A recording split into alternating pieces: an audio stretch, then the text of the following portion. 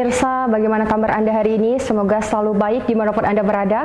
Senang sekali dapat berjumpa kembali dengan saya, Putri Alivia Fitra, dalam program acara Halo Legislator Delta TV. Pemirsa, Kabupaten Lampung Tengah dikenal sebagai salah satu daerah agraris di Provinsi Lampung. Namun kemajuan sektor pertanian tentu tak bisa berdiri sendiri tanpa didukung oleh infrastruktur yang memadai. Jalan tani, irigasi, akses pasar hingga konektivitas antar wilayah menjadi penting dalam meningkatkan produktivitas dan kesejahteraan para petani. Lalu bagaimana sinergi pembangunan infrastruktur dengan kebutuhan masyarakat hari ini? Apa saja langkah konkret yang telah dan dilakukan oleh pemerintah daerah khususnya DPRD Kabupaten Lampung Tengah untuk menjawab tantangan ini? Untuk itu pemirsa, kita akan bahas lebih dalam bersama dengan narasumber kita pada hari ini, Bapak Cecep Jamani SSI selaku Wakil Ketua 2 DPRD Kabupaten Lampung Tengah dari fraksi PKB. Baik pemirsa, kita sapa narasumber kita pada hari ini. Assalamualaikum Pak Cecep. Ya, waalaikumsalam. Oke, bagaimana hari ini Pak kabarnya Pak? Alhamdulillah sehat. Alhamdulillah sehat ya Pak ya, Sehat. tetap semangat ya Pak ya. Ya, semangat. Kalau saya lihat ini Pak Cecep ini setiap talk show selalu fresh Pak. Oh gitu. Tipsnya apa nih Pak biar selalu fresh di tiap hari Pak? Ya, jaga kesehatan. Jaga olahraga, kesehatan. Ya. Kemudian agak sedikit teratur, jaga aktivitasnya. Karena dalam menghadapi banyak sekali kesibukan ya Pak yang sangat padat, pastinya olahraga tidak lupa ya Pak ya untuk dapat menjaga kesehatan tubuh setiap harinya ya Pak ya. Begitu cara inkorporasi. Oke. Badan sehat terdapat jiwa sehat. Benar sekali, badan sehat terdapat jiwa sehat. Baik Bapak, hari ini tema kita sangat menarik Pak terkait dengan infrastruktur dan juga pertanian di Kabupaten Lampung Tengah. Namun untuk di segmen pertama ini kita akan membahas kulik sedikit tentang infrastruktur. Melihat kondisi infrastruktur saat ini di Kabupaten Lampung Tengah mungkin seperti yang Bapak ketahui Pak. Bagaimana Bapak melihat infrastruktur saat ini di Kabupaten Lampung Tengah Pak? Ya, sesuai dengan data yang ada kan. Kita memang jalan mantap atau yang baik itu masih di bawah 50%. Itu jadi PR besar lah buat kita ada di Lampung Tengah, pemerintah Kabupaten Lampung Tengah ini. Jadi mau tidak mau itu wajib kita perbaiki sehingga masyarakat yang ada Lampung Tengah ini bisa menikmati fasilitas infrastruktur terutama jalan itu dengan baik begitu. Sejauh ini tantangan dalam pembangunan infrastruktur saat ini di Kabupaten Lampung Tengah apa saja Pak? Ya, sekarang kita lihat Lampung Tengah ini kan luas wilayahnya sangat luas ya. Kita 4.500 km persegi. Jalan kabupatennya itu 1.119 km panjangnya. Kita bisa bayangkan itu kalau Pulau Jawa itu 1.119 km itu seperti panjang Pulau Jawa itu. Jadi memang kita perlu anggaran yang sangat besar untuk memenuhi kebutuhan jalan yang baik ini begitu. Ya, sehingga saya kira pemerintah Kabupaten Lampung Tengah perlu upaya yang cukup berat memang ya dengan kondisi jalan saat ini, panjang jalan yang begitu panjang ya kan, 1.119 km panjangnya gitu, dengan luas. Itu belum jalan yang desa, itu baru jalan kabupaten aja itu Mbak Putri. Jadi sangat luas ya Pak ya Kabupaten Lampung Tengah. Pastinya dengan salah satu tantangan utama ini infrastruktur jalan itu tadi. Tantangan. Tapi yang jelas ketika kita mau berupaya maksimal, insya Allah ini bisa terpenuhi begitu. Oke Bapak, terkait dengan hal itu Kak, kita ambil satu contoh ya Pak, infrastruktur di bidang jalan. Saat ini kan banyak sekali mungkin masih ada beberapa titik jalan di Kabupaten Lampung Tengah. Melihat hal tersebut Pak, kira-kira faktor apa saja sih Pak yang menjadikan jalan itu mungkin cepat rusak, atau saat ini mungkin banyak jalan-jalan yang sudah mungkin diperbaiki namun kembali mengalami kerusakan seperti itu Pak? Jadi ada beberapa faktor yang menyebabkan jalan kita itu belum maksimal. Satu ya, tadi kan menurut data yang mantap itu baru sekitar 49%, masih di bawah 50%. Artinya yang tadi 1.119 berarti masih ada 550 lebih kilometer yang perlu kita bangun. Nah ini kita perlu membangunnya dengan cara yang benar begitu. Kita bangun dengan kualitas yang baik. Kemudian memastikan kendaraan yang lewat juga itu tidak melebihi batas maksimal, tidak odol ya, tidak over dimensi, over capacity, overloading kan. Sehingga jalan yang sudah dibuat itu bisa awet, bisa bertahan lama. Jadi ada dua faktor tadi yang saya bilang tadi, faktor kualitas jalan dan faktor yang melewati jalan tersebut. Ketika jalannya dibangun dengan kualitas yang baik, kemudian kendaraan yang melewati jalan tersebut juga itu sesuai dengan peraturan, tidak over dimensi, tidak overloading ya, tidak over capacity, ya insya Allah jalan ini bisa bertahan lama. Jadi salah satu faktornya juga mungkin dilihat dari beban dari kendaraan yang melewati ya Pak ya. Iya. Karena mungkin kalau terlalu berlebihan muatannya itu bisa menjadi salah satu faktor dengan keadaan jalan yang dilewati. Ini saya kira perlu kesadaran dari semua pihak lah ya. Karena ini jalan kan milik bersama. Sementara anggaran terbatas begitu. Ini bagaimana caranya kita bisa jalan ini ketika sudah dibuat ya dirawat dengan baik, sehingga kita bisa menikmati jalan yang baik ini juga secara lama begitu. Karena akan sangat disayangkan ketika kita bangun baru sebentar sudah rusak. Misalkan dibangun tidak dengan kualitas yang baik, ini kita harapkan nanti yang siapapun ya yang membangun jalan ini, kita harapkan ini dibangun dengan kualitas yang baik, dibangun dengan spek yang sesuai begitu. Jangan sampai ini dibangun dengan banyak penyimpangan, tidak sesuai sehingga kualitasnya menurun begitu. Dan juga setelah dibangun, ayo sama-sama kita jaga jalan sudah dibangun, kendaraan yang mau lewat itu ya penuh kesadaran lah begitu. Kan sudah diatur juga tuh sama peraturan pemerintah ya kan. Yang kendaraan odol itu nggak bisa itu melewati jalan seenaknya saja, tidak bisa. Karena akan merusak, jelas akan merusak jalan. Ketika jalan sudah rusak, sebenarnya yang susah tidak hanya masyarakat, yang punya kendaraan juga susah. Bagaimana kendaraan mau lewat kalau jalannya rusak? Begitu ya kira-kira. Ada dua faktor. Itulah faktor jalan sendiri harus berkualitas. Yang kedua, yang melewati tersebut atau kendaraan tersebut tidak boleh over dimensi, overloading begitu. Oke Bapak. Terkait dengan dalam hal perencanaan Pak, bagaimana DPRD memastikan pembangunan infrastruktur di Kabupaten Lampung Tengah tetap tepat sasaran atau merata ke seluruh kecamatan titik di Kabupaten Lampung Tengah? Yang jelas kan kita ada PR jalan kabupaten. Pertama jelas prioritas adalah jalan kabupaten karena masih 50% lebih itu yang perlu diperbaiki. Tetapi ketika ada yang prioritas ya, saya harapkan kita bisa melihat dari sisi prioritas juga. Memang ini jalan yang sering digunakan oleh masyarakat untuk akses ekonomi, untuk akses ke fasilitas umum seperti ke sekolahan, ke rumah sakit, kecamatan, ke pasar. Itu juga bisa kita prioritaskan sehingga bisa membantu masyarakat dan akan ada karambol efeknya ketika jalan-jalan yang prioritas itu kita bangun. Jelas ada karambol efek. Berefek mana nanti? Oh, kalau akses mudah, pengangkutan dari hasil pertanian juga akan memudahkan. Ketika hasil angkutan pertanian mudah ke sana, jelas harga juga akan kompetitif begitu. Tidak melambung. Kemudian kendaraan juga karena jalannya mudah ya, spare part segala macam juga kan berpengaruh. Itu banyak karena efeknya banyak sehingga masyarakat bisa menikmati hasil dari pembangunan jalan ini secara maksimal.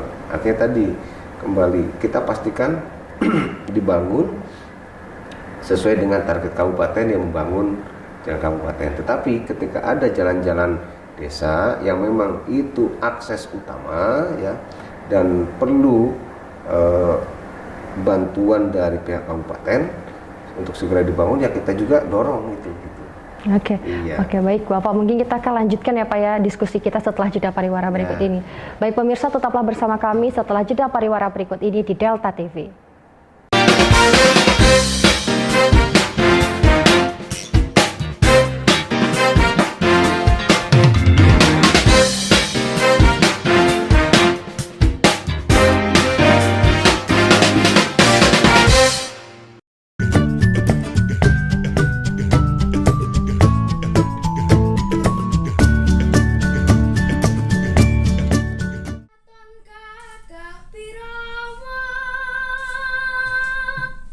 Darah seni yang diturunkan dari orang tua, buyut, dan eyangnya mengantarkan Woro Mustiko Siwi menjadi dalang cilik yang serba bisa.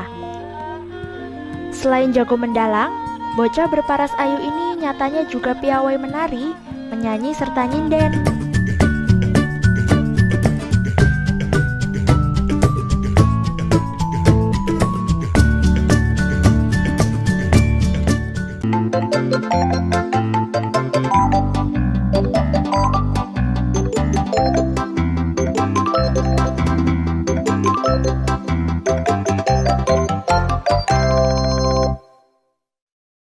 Kembali lagi, Kak Nitit akan berbagi keceriaan di Ceria Cerita Anak bersama Kak Nit dan Naomi.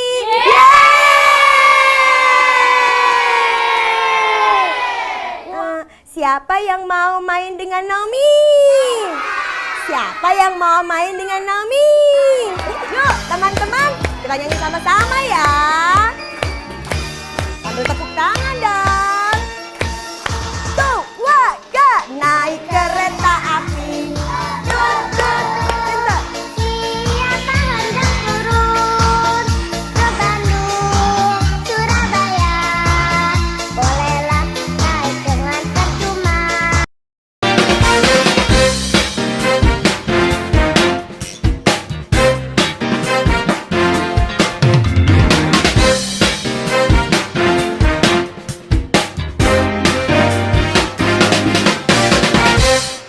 Terima kasih pemirsa, Anda masih bersama kami dalam program acara Halo Legislator Delta TV. Pemirsa masih bersama dengan narasumber kita pada hari ini, Bapak Cecep Comani. Untuk itu pernah kita sapa kembali Bapak Cecep Comani. Halo Bapak Cecep, kembali lagi dengan pemirsa setia Delta TV di rumah. Tadi sudah banyak sekali kita bahas terkait dengan infrastruktur ya Pak ya. Sekarang mungkin kita bahas sedikit lagi tentang apa saja target jangka panjang dan jangka pendek terkait dengan capaian pembangunan infrastruktur di Kabupaten Lampung Tengah saat ini, Pak.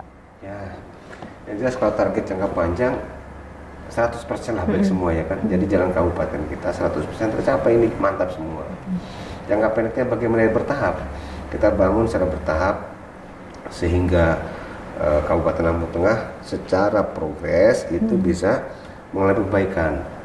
Jalan-jalan yang ada di Lampung Tengah dan dibangun secara berkualitas. Kalau perlu rigid semua, rigid gitu, sehingga awet gitu. Kemudian dijaga, jangan sudah jadi dijaga.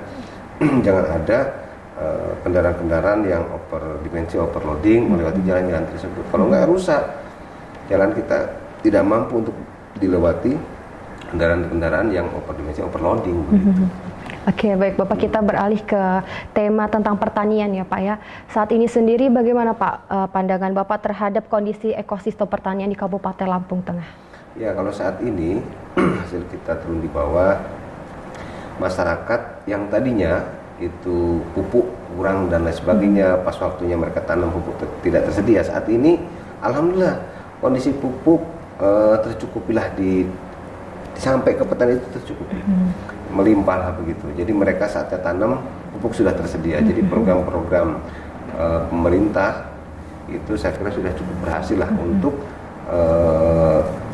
mengentaskan terhadap kekurangan pupuk ini yang selama itu terjadi, dan saat ini sudah tercukupi untuk pupuk tersebut begitu. Terkait dengan mungkin persoalan yang saat ini mendesak di komoditas pertanian, mungkin beberapa komoditas apa saja Pak persoalan yang paling mendesak di komoditas pertanian ini Pak? Ya, yang jelas untuk menuju swasembada pangan kita kan terus kita dorong untuk produktivitas hasil pertanian terutama padi, kemudian jagung, itu kita dorong sehingga kebutuhan pangan kita yang ada di Lampung Tengah bisa tercukupi begitu, bahkan harus surplus begitu ya. Itu harus kita dorong. Nah, dengan cara-cara satu, memaksimalkan saat musim-musim panen yang sudah ditentukan, itu kita kontrol mereka. Saatnya musim tanam sawah itu ya padi, ya kita kontrol kecukupan air dan lain sebagainya, itu sama-sama kita kontrol. Kemudian yang kedua, saat tidak mendapat giliran untuk padi, misalkan untuk jagung ya juga kita sama-sama kita kontrol juga biar produktivitas seperti jagung itu juga bisa maksimal, atau produk-produk yang lain lah begitu, kita bisa dorong begitu. Dari mulai ketersediaan bibit, kemudian pupuk, kemudian obat-obatan dan sebagainya, itu kita sama-sama pantau. Langkah konkret yang telah dan sedang mungkin dilakukan oleh DPRD Kabupaten Lampung Tengah saat ini Pak dalam merespon polemik harga jual hasil pertanian yang kerap merugikan petani, khususnya komoditas tertentu di Kabupaten Lampung Tengah saat ini, bagaimana Pak? Nah, untuk harga saat ini kan memang Bulog juga udah sampai turun di tingkat-tingkat desa. Jadi penyerapan langsung oleh Bulog. Saya kira ini langkah-langkah yang positif dan konkret ya, yang saat ini juga oleh DPRD maupun pemerintah daerah Kabupaten Lampung Tengah itu sama-sama kita dorong begitu, kita support. Jadi penyerapan hasil pertanian itu bisa dimaksimalkan oleh Bulog yang harganya sudah sesuai dengan standar.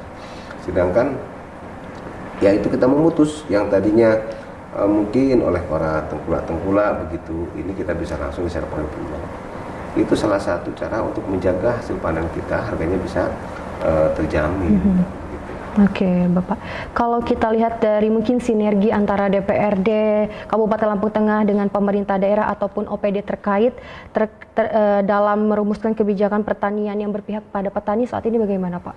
Ya, tadi seperti kita memaksimalkan ketersediaan bibit ketika mau musim tanam. Kemudian memastikan ketersediaan pupuk ya ketika musim tanam dan ketika dibutuhkan saat-saat periode-periode waktu tanam tersebut. Kemudian ketercukupan air itu juga kita sama-sama pantau sehingga antara bibit kemudian pupuk air itu bisa terpenuhi dengan baik. Itu saya kira akan meningkatkan produktivitas hasil pertanian dan itu sangat menguntungkan bagi petani, dan itu harus sama-sama kita pantau gitu. Harus kita bisa hadir di tengah-tengah petani ini yang membutuhkan hadirnya kita itu saya kira mendukung mereka, saya kira. Oke, Bapak. Kalau kita lihat dari mungkin dari konteks legislasi dan pengawasan ya Pak ya, apakah DPRD Kabupaten Lampung Tengah memiliki agenda atau inisiatif untuk mendorong revisi atau pembentukan regulasi baru terkait dengan tata niaga pertanian, distribusi pupuk atau sistem resi gudang, Pak? Oh iya, itu bagus ya untuk gudang. Mungkin saat ini tiap kecamatan hanya ada beberapa. Kita bisa dorong. Kita nanti jika memang diperlukan ada regulasi atau peraturan-peraturan bisa kita dorong juga sehingga hasil panen itu bisa tertampung semuanya, tidak lagi ada alasan oh ini gudangnya penuh kemudian tidak ditampung, tidak bisa dibeli. Ini harus sama-sama kita jaga nih, karena harapan petani itu ketika sudah mereka dari tanam dijaga hasilnya bagus, harapan mereka apa? Ya harga juga bagus, sehingga kesejahteraan petani bisa meningkat. Kan nggak bisa kita bayangkan tuh ketika misalkan udah mereka bertanam dari mulai awal tanam sampai panen bisa 3 bulan lebih. Ketika panen harapan mereka harganya anjlok gitu. Karena alasan apa? Alasan gudang penuh, tidak bisa membeli lagi. Nah ini hal-hal kayak gini harus kita perhatikan gitu. Melihat adanya peningkatan inovasi teknologi yang saat ini mungkin sudah sangat luas ya Pak ya di bidang pertanian khususnya.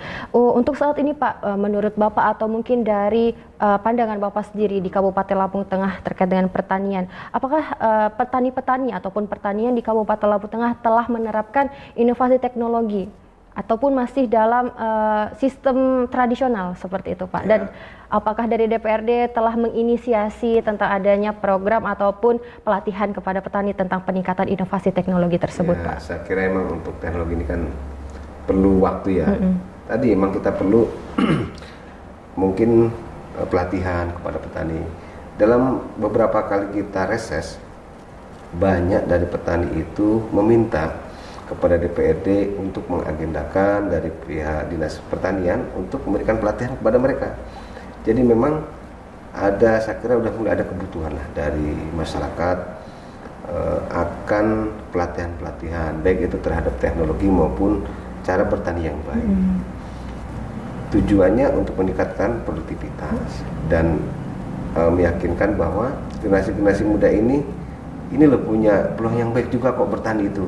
Jadi bertani tidak hanya melulu kotor, melulu identik dengan lumpur begitu, tidak. Tetapi ini punya peluang bisnis yang bagus kok begitu loh. Nah ini memang perlu inovasi-inovasi di bidang teknologi. Tetapi kembali lagi bahwa teknologi itu kan membutuhkan biaya. Bahkan mungkin petani-petani yang lama itu masih menggunakan pola pikir lama, susah untuk berubah ke teknologi. Ya. Selain mungkin perlu harga ya, perlu biaya itu dengan harga yang ya lumayan begitu. Yang kedua, ya mereka gaptek juga kadang-kadang, ya gagap teknologi itu yang perlu kita lakukan inovasi-inovasi bagi mungkin generasi yang udah di bawahnya lah yang lebih muda. Kita bisa suatu saat harapan kita ya kita beralih juga ke teknologi-teknologi yang lebih modern begitu. Iya. Oke, mungkin sudah waktunya ya untuk para generasi-generasi yang akan melanjutkan untuk mengambil alih atau mulai belajar terkait dengan pertanian. Dengan mungkin kalau generasi sekarang kan banyak yang mengeluh tentang mungkin takut kotor ya Pak itu tadi. Mungkin dari generasi Z itu atau generasi sekarang ini bisa menciptakan inovasi baru melalui teknologi. Generasi-generasi yang baru ini mungkin kan nggak kebayang tuh kita. Ketika dia mau nanam garisin sawah berhektar-hektar ya kan, kemudian tandur itu nanam harus mundur berhektar-hektar, itu kalau yang zaman sekarang mungkin sudah tidak mampu begitu. Makanya kita perlu beralih ke teknologi. Tetapi sekali lagi ke teknologi itu yang meminati teknologi itu biasanya orang-orang muda.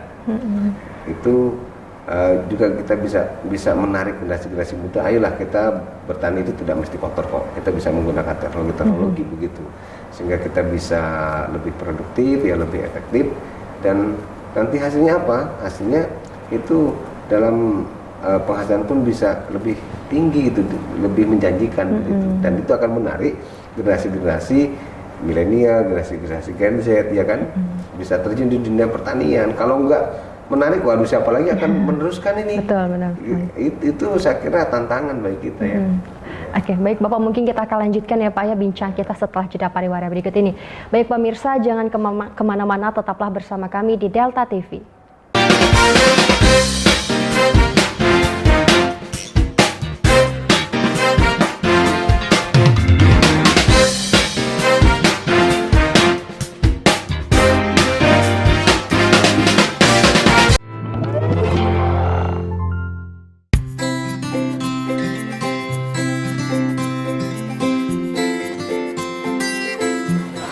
Kalau menurut aku sih bisa, ya gitu ya.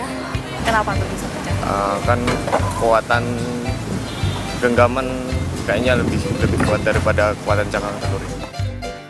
Nah, itu tadi adalah jawaban dari teman-teman yang kita tanyai, apakah telur kalau digenggam atau diremas seperti ini, telur ini akan pecah atau tidak.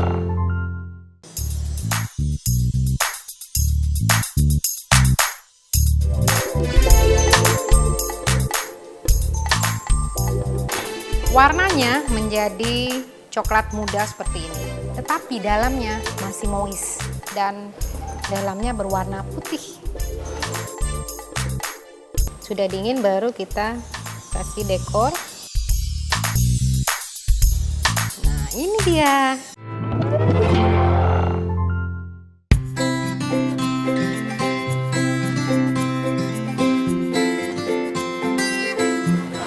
Kalau menurut aku sih bisa, ya gitu ya.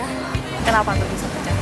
Kan kekuatan genggaman kayaknya lebih kuat daripada kekuatan cangkang telur. Nah, itu tadi adalah jawaban dari teman-teman yang kita tanyai, apakah telur kalau digenggam atau diremas seperti ini, telur ini akan pecah atau tidak.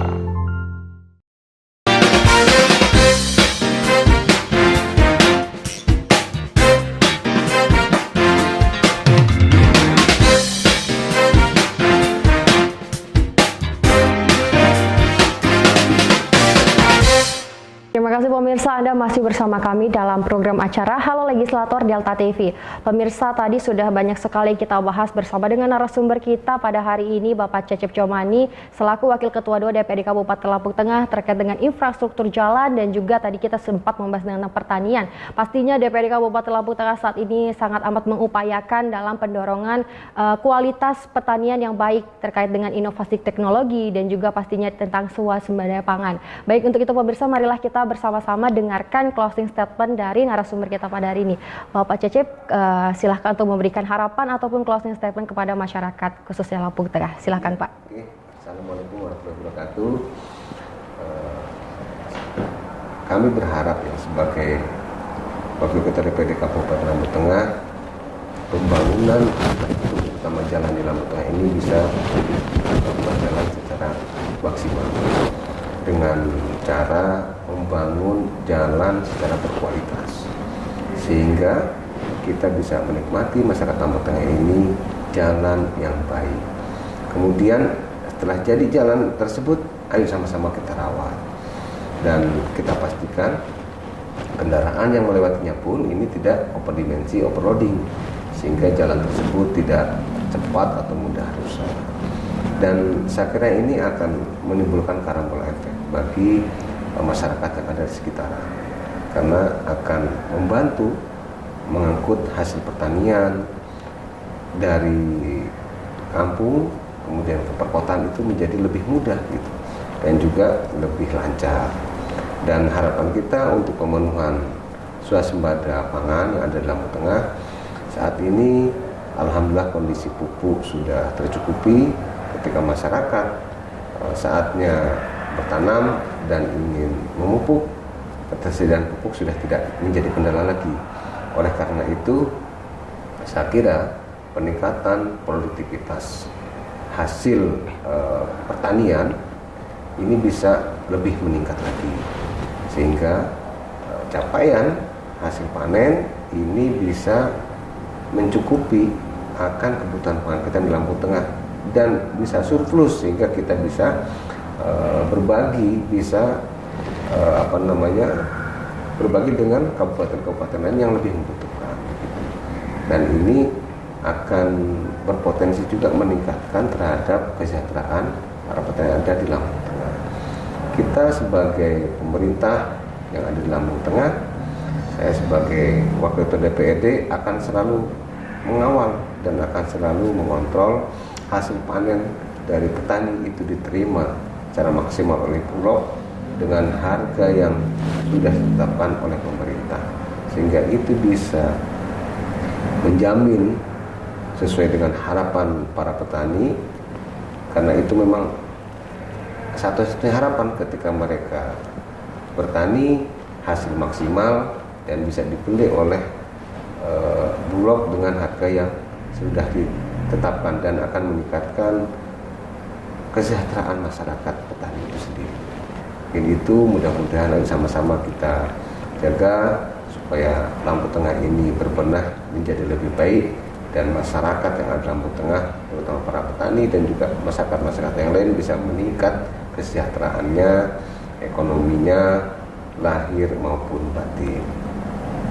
Oke, baik Pak Cecep, terima kasih banyak Pak untuk kesempatan dan waktunya telah berbagi banyak sekali informasi dan juga wawasan kepada masyarakat pemirsa setia Delta TV dan Kabupaten Lampung Tengah khususnya ya Pak ya. Semoga selalu sehat ya Pak ya, semangat selalu menjalankan tugas, semoga dapat bertemu di lain kesempatan ya Pak ya. Oke, baik pemirsa, itulah tadi bincang kita bersama dengan Bapak Cecep Comani SI selaku Wakil Ketua 2 DPRD Kabupaten Lampung Tengah dan dari fraksi PKB. Baik pemirsa, saya Putri Alifia Fitra mewakili segenap kru yang bertugas pamit undur diri. Terima kasih dan sampai jumpa.